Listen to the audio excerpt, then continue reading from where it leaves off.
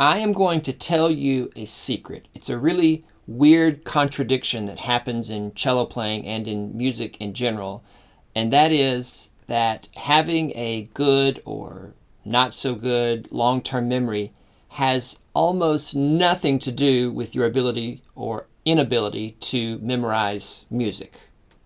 Yeah, it's just one of those strange things. I myself have struggled in the past to memorize music, and I have a great long-term memory. I know other people, complete opposite. They have a so-so long-term memory, and they memorize music instantly. So why is that? And understanding why might help us as we travel along here on this journey of learning how to memorize music. You know, music is one of those things that you can just kind of go along through the motions and do it. You could be looking at the page and moving your hands and playing, and your mind can be completely somewhere else. It's like if you're going somewhere in the car, maybe you're even the one driving, and you get somewhere and you have no recollection of how you got there. Good thing that doesn't happen that often. Kind of scary, yes, but it does happen, right? We get somewhere and we don't remember all the steps that we took to get there, driving or not driving. And so music, you know, unfortunately, fortunately, can be the same way, where we're just playing and we're looking at the stuff and we're doing it and we're processing all the notes, but we're not stopping to quote unquote think about what we are doing. So what does it mean to think about what we're doing? Well, in a word, connection, right? Making connections in the music, starting to connect the dots. The dots don't appear, well, the dots of the notes appear, but the dots don't appear automatically. It's like this puzzle that we have to create, right? We have to create the puzzle in the first place and then put the puzzle together, and then we start to memorize the music. I myself have struggled with this in the past, but I'm starting to overcome it and starting to expect my students to memorize music more often. So let's go on this little journey together. We're going to start with something a little bit easier from Suzuki Book 1, and then we're going to talk about some stuff from Book 4 and Book 5. So when we start to memorize music, or we start to make connections in the music to try to get to a deeper level of understanding with the music, I think it's always important to look at the big stuff first, the big picture stuff, like who is the composer? What is the title? What key is it in? What's the time signature? I think a lot of times, especially when we're a student, we just jump straight into the piece, and about the only thing we look at, if we even look at that, is the key signature, right? So that we can just get the notes right, yeah? But let's look at Happy Farmer here in Book 1. I think this is the most difficult, or at least for me, it's the most difficult piece to memorize. And in preparing this video, I now realize why. You see, I like to go on this journey with you. I want to know why I have a hard time memorizing Happy Farmer, and maybe if I improve my memory of it, it will help you guys out there. But first, like I was saying, what is Happy Farmer to begin with? Okay, it's written by Robert Schumann. He's a famous pianist. Oh, it turns out this Happy Farmer is actually a piano piece. It's from his series of pieces, Scenes from Childhood, a bunch of happy, fun pieces. I learned the frightening when I was in college. And this Happy Farmer is actually the left hand of the piano piece, right? It's the bass line stuff that's been put here in Suzuki Book 1 for us to play on the cello. It's pretty cool, okay? It's in C major, and the time signature, it says common time, which means 4/4. And what makes this farmer happy? Like, why does it have a happy sound? Well, one of the things is actually the key. It's in C major, which is a big key for us on the cello because we have our C string, right? And so when we're playing in C major, we have lots of ringing tones, right? We have this fourth finger here, right? That means, you know, we have G dominant, discussion for another time, what that means. Ringing here with the open G, all right? So lots of ringing tones, lots of opportunity for the cello to really project and sing out, okay? So just the key signature. The rhythm also kind of bounces around, and there's lots of arpeggios, right? It goes up and down and back and forth, and it's almost like it's a dance, all right? That's one of the things I think that makes it sound happy to me, okay? And we're going to get into the arpeggio stuff here in a second. All right, so this idea of connections, what does it mean to make connections in the piece? Let's start just with a measure. Yes, here from Happy Farmer. And make sure you're looking along with me there in book one. Even if you're playing more advanced stuff, get out your book one, look at Happy Farmer with me, all right, so that you'll understand this, because this can be applied to any piece, right? This is about memorizing music, not just memorizing Happy Farmer. We're in C major, and so right at the beginning, we know at the beginning we're going to establish the key, right? Right? To the big C. Yes? And then in measure one, we're so establishing, which is why I mentioned the key signature earlier, we're so interested in establishing this key that we have an arpeggio for measure one. So instead of memorizing C, E, G, C, I'm thinking in my mind, like, again, like a big picture, but on a measure level, C major arpeggio, right? This is why we should practice our arpeggios, yes. I'm thinking C major arpeggio is there in the beginning, and what are the notes of the C major arpeggio? So, right, so if I memorize C, E, G, C, I'm memorizing four things. If I say C major arpeggio, and I've practiced that, and I've learned that, then I get to memorize just one thing, and I make sure I remember the rhythm, which is what? Dot a quarter note to eighth. And then I have the first measure down. Okay? And this arpeggio comes back over and over and over again in the piece. It's like an anchor for the piece, yes? Moving on, what happens in measure two? Oh, look, it's another arpeggio, but this time it's F-A-C. And then we're getting back to this C major business by landing on the G. Now, when we get to the end of the phrase, and this is another, making the connection here with the piece is, I think it is imperative that you understand the phrases when you're trying to memorize a piece of music, right? It's like memorizing poetry or memorizing lines in a play, right? You memorize them by the line, by the sentence, in a chunk. But when we're memorizing music, we just try to go note to note to note to note all the way through, and it's really hard. Instead of thinking this phrase, then this statement, then this other statement, and how they connect. And I realize Happy Farmer is difficult, at least difficult for me, to memorize because it doesn't follow a normal phrase ending kind of structure to it. I'll explain. The first two phrases, so we have measure 1 through 4, that's the first phrase. Then we have 5 through 8, that's the second phrase, right? Good old 4-measure phrases, pretty standard in our Western music repertoire. But both of the first two phrases end the same with this B, A, G. Normally, over the course of two phrases, which I call a period, right? A period of music, two phrases put together, you have like a question and an answer. Except in Happy Farmer, we don't get the answers until the second half of the piece. So 2 times in a row we have, and this is what I always have trouble memorizing, is which phrase ending am I doing, right? Am I doing that one? Or am I doing what happens in measure 14 and in measure 20? Right? So going down to the G, and if you look at the accompaniment, it actually ends on the dominant. Again, theory discussion for another time. But then in 14 and 20, it ends on C major. And so to help me memorize, I go, oh, it actually ends on the G 2 times in a row, and then on the C, the other 2 times that I have phrases, which is very different from how, again, music normally works across the course of 2 phrases, right?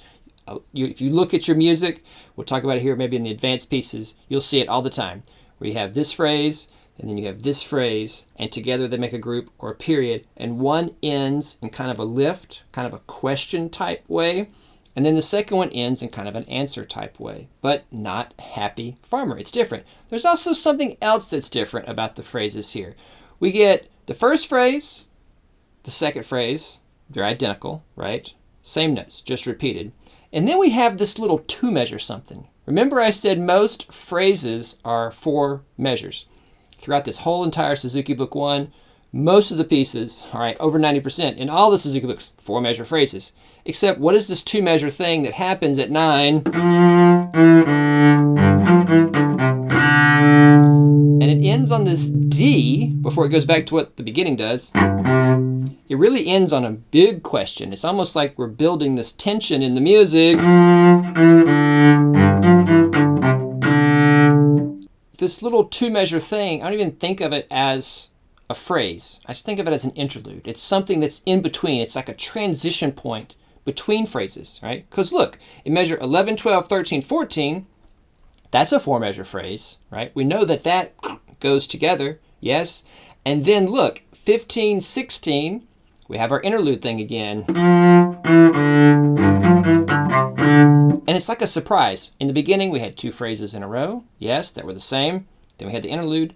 Then we had a phrase. Oh, whoops, surprise. We have the interlude again in between phrases. And then we get the phrase at the end. This is really important. The form of the piece, all right? We apply this to Twinkle, Twinkle, Little Star. Yes, we talk about the twinkle sandwich where you have the bread, okay? Then you have, I love peanut butter and jelly. Then we have peanut butter, then the jelly, right? And then the ending, all right? The last part of Twinkle is just like the first part, so it's another slice of bread, right? This is a way of understanding the form of the piece. So what's the form of Happy Farmer? We have phrase, phrase, interlude, phrase, interlude, again, surprise, phrase, right? And those phrases are 4 measures. And the 2 phrases at the end with our answer, C major, right?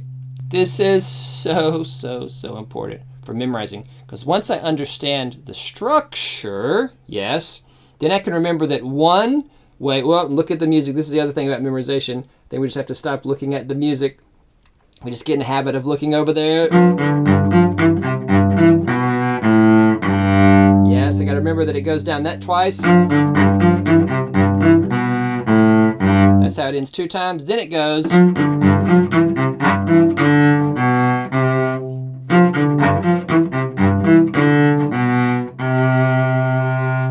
And how I just practiced it is a great way to practice it. I'm isolating those spots that I have trouble with the memory when I go to play through it, okay?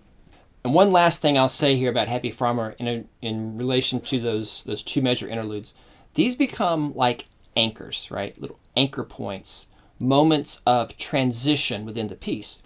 And it doesn't matter if you're playing a concerto or a big long sonata, you're going to have moments like that, little anchors, transition places that mark the beginnings and endings of sections, yes? And remembering where those are and remembering, oh, I got to this point, and remembering, oh, I got to this point, here's this transition point or this interlude, right? So after the first interlude here in Happy Farmer, I know what? I start those phrases that end on C and not G, yes? Okay, for the next example, let's jump to Book 4, the Bravaal Sonata in C major. Again, I would remind you to think about the big stuff. Who's the composer? What period is it from? What's the title? What's the key, the time signature? Okay, all those things. But let's jump to the middle here so we can talk about when we're memorizing just this long string of notes, because this is a big string of notes here, starting at measure 26. Going all the way to 31 or 32 there. And this is a great spot to talk about because it's actually one of the easier, well, the scale part is easier, all right? I'm having a little trouble with 29 and 30. We'll talk about why here in a moment. But the scale, certainly, for whatever reason, is easy to memorize, okay? Let's give it a whirl here, see what happens.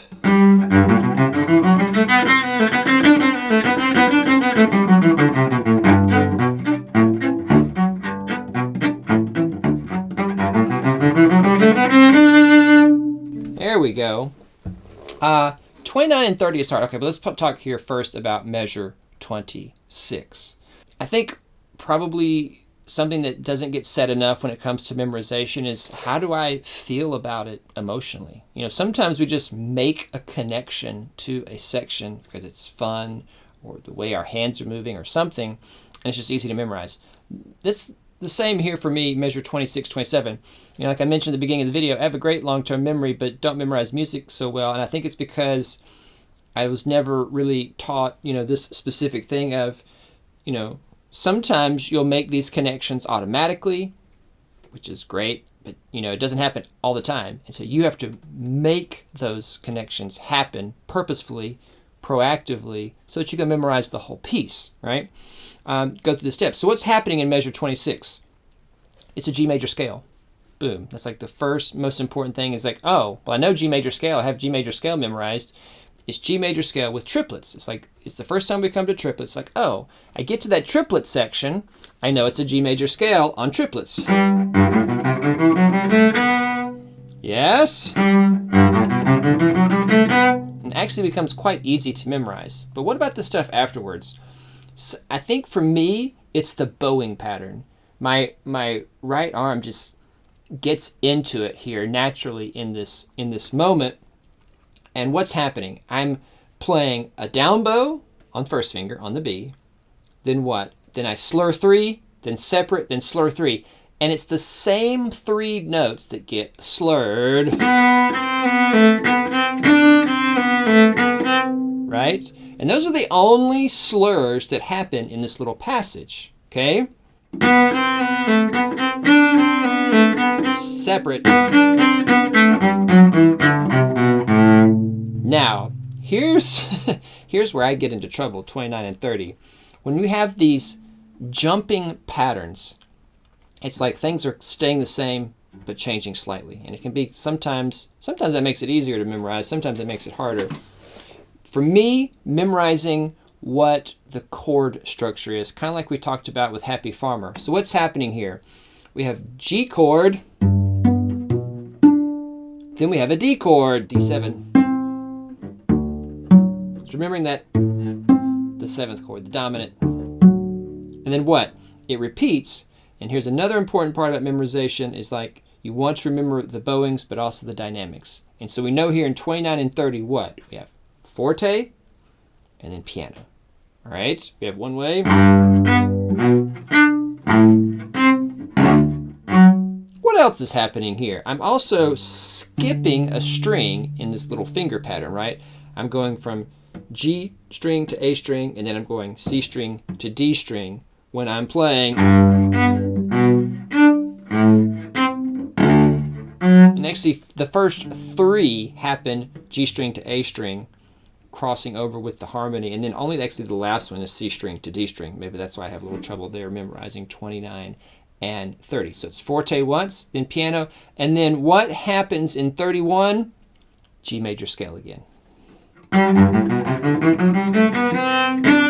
The notes of the G major scale ending on this 4th finger ringing tone. Okay, it's a very exciting part of the music. All right. And I think I mentioned this before. Stop looking at the music, right? We just get so zoned in. I think sometimes we just get it in a crutch here, and we're just looking at the notes, all right? Again, that kind of passive playing that we were talking about earlier, where I'm not thinking about what I'm doing, all right? So I got to test myself and look away.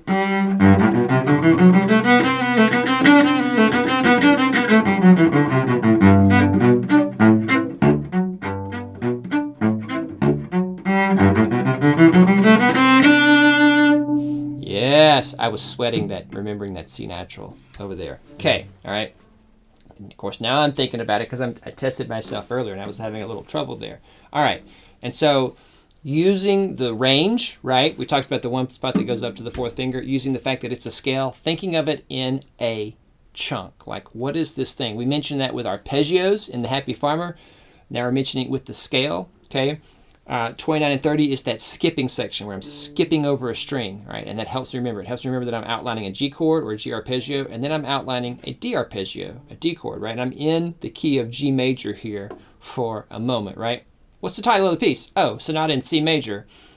Again, there's another connection. Oh, for a moment here in this passage, guess what? I'm not in C major anymore. I am very much in G major because I see all the F sharps all over the place. I have transition. The actual key signature doesn't change, but the notes that I am playing say that I am in G major just for a moment. And this happens all the time in music where you're going from the tonic to the dominant. we're going to look at one last one, and that is the Vivaldi Sonata in Book 5. Okay, I'm looking at the end of measure 29. I'm in Sonata in E minor, Opus 14, number 5. It's at the very beginning of Suzuki Book 5. I'm over here at measure 29, 30, 31. This is what is known as a sequence. This is a really important word. It's an important word for understanding music in general, but it's a really important word for understanding how to memorize music better. Because once I recognize that something is a sequence, then when I get there in the music, it's like, oh, I'm at that sequence part, all right? What is the sequence? And then memorizing, why it's a sequence, what makes up the sequence. So what is the definition of a sequence? It is when you have a group of notes doing a certain something, all right? Jumping intervals or the rhythm, okay? And then you take whatever that is that the music is doing, and then you move it up or down to a different register. You do it on a different set of notes, and then you're stepping. It's usually, we're going stepwise, all right, when we're talking about a sequence. I'll walk us through it here. So in the end of 29 here in the Vivaldi, I have, that's the pattern of notes, right? So we're going from D string to A string, then slurring on the D string, then D string to A string, then slurring on the D string. And that is the pattern all the way down, all the way to the end of 31. So I have B, E, B, C, B, E, B, C. And I'm always slurring what? I'm always slurring 2/16 notes. Then what happens? I move down a step. Yes, I'm staying in the key of E minor. All the notes here in E minor relative to G major. Then what? Same pattern, same relationships. I'm slurring D to A, then slurring 2/16 notes on D. Then D, A, slur 2/16 notes on D. And notice that's part of the sequence. It happens twice. So I start on B, then I go down. Yes, and then it keeps stepping down. So what helps me remember, am I extended or not extended? Well, the key, yes, there are no accidentals here. So whatever I'm doing is in my scale, in my G major scale there, or E minor scale. So then I have B, then I step down. Then what's the next letter name down? So I went B, then A, then what? G. Then the next note down in my scale is F sharp. Then E. Everything keeps stepping down. So the melody, you could say, is... You could even practice it this way.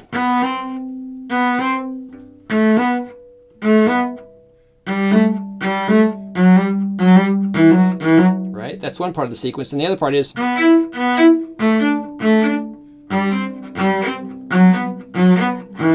So I have one hand closed, two extended, then one hand with the hand closed, all right?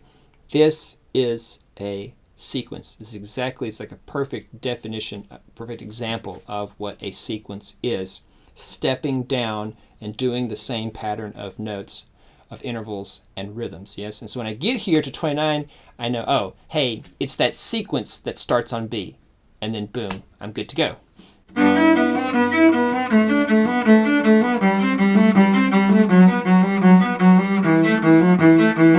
I just have to remember where it ends. It goes from what? From B to E, all right? And then it does a little thing going up in measure 32, yes? So anytime you can make this kind of connection, we don't always have sequences, but they sure make actually memorizing music quite easy, all right, when I think of it this way. So a little bit about, memorization. Try to use some of these tools to help you start to improve your memory when you're playing pieces. And I think memory is a great tool, actually, and I know I plan to start using it more in the studio because it forces us into, it's like a sort of like a diagnostic tool. Like if something's easy to memorize, that means we've really thought about it. We've really thought about all these connections in the music, right? If we're just trying to memorize using muscle memory, right? Just trying to use repetition over and over and over again to memorize, it's not actually a real great way to memorize. It's not a real solid way to memorize things. It certainly helps, But the real way to memorize is what we've just outlined here in this video. And if you're doing that and it's coming to you easy, it means you're really digging in to what the notes on the page are doing, all right? So kind of use that to help you know whether or not you're being really thoughtful and proactive about what you're doing, or are we kind of constantly in this kind of state of passive practice, right? Where we're just looking at black dots on the page and going through the motions and not really thinking about what we're doing, all right? So test yourself every once in a while, and if you don't have any of it memorized, well, then that lets you know, okay? All right, so please, if you have other ways that help you memorize, I would love to know. Put it down in the comments. Share those here in our community, and I will see you in the next video.